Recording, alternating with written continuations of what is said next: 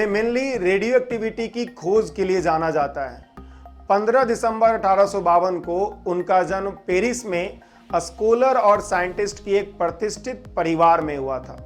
उनके पिता applied physics के प्रोफेसर थे और उनके दादा रॉयल इंस्टीट्यूट के फेलो थे, जिन्होंने electrolytic method of extraction of metal from ore discover किया था। उन्होंने 1872 में French public institution of higher education and research में प्रवेश किया और 1878 में अपने पिता की जगह अप्लाइड फिजिक्स के अध्यक्ष पद को संभाला। 1892 में उन्हें पेरिस म्यूजियम में नेचुरल हिस्ट्री विभाग में अप्लाइड फिजिक्स का प्रोफेसर नियुक्त किया गया और 1895 में वो पॉलिटेक्निक, जो कि French public institution of higher education research है, उसमें प्रोफेसर नियुक्त किया गया।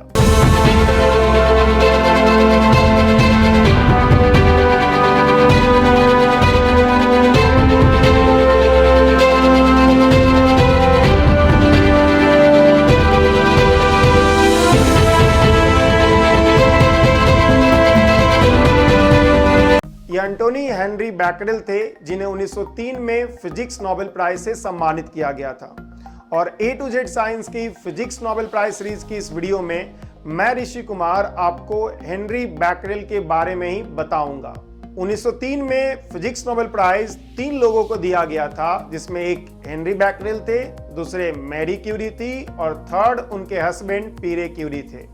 बैकरेल का शुरुआती काम लाइट प्लेन पोलराइजेशन से रिलेटेड था, जिसमें उन्हें PhD से सम्मानित किया गया था।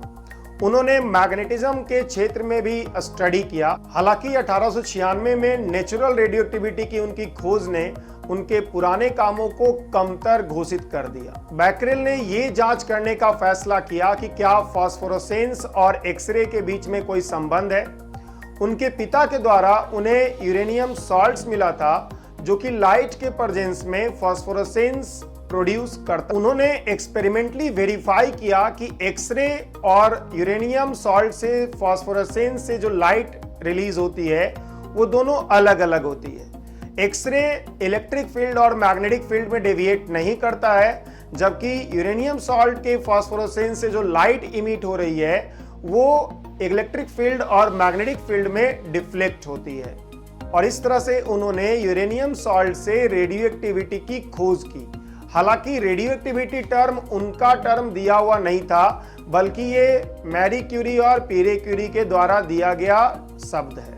बैकरेल ने एक्सरे और फास्फोरेसेंस के बीच का डिफरेंस को कई पेपर के रूप में पब्लिश किया गया। 1889 में उन्हें एकेडमी दे साइंस दे फ्रांस के सदस्य के रूप में चुना गया और बाद में वो सचिव नियुक्त किए गए। वह बर्लिन की रॉयल एकेडमी के सदस्यों में से एक थे और उन्हें फ्रांस सरकार द्वारा लीजन ऑफ ऑनर के सम्मान से सम्मानित किया गया था। उनकी मैरिज मेले जैनिन से हुई थी और उनका एक बेटा था और उनके बेटे भी फिजिसिस्ट थे और उनके परिवार में फिजिसिस्ट की चौथी पीढ़ी थे। हेनरी बैकरेल का डेथ 25 अगस्त 1908 को ले क्रॉयसिक, फ्रांस में हुआ था।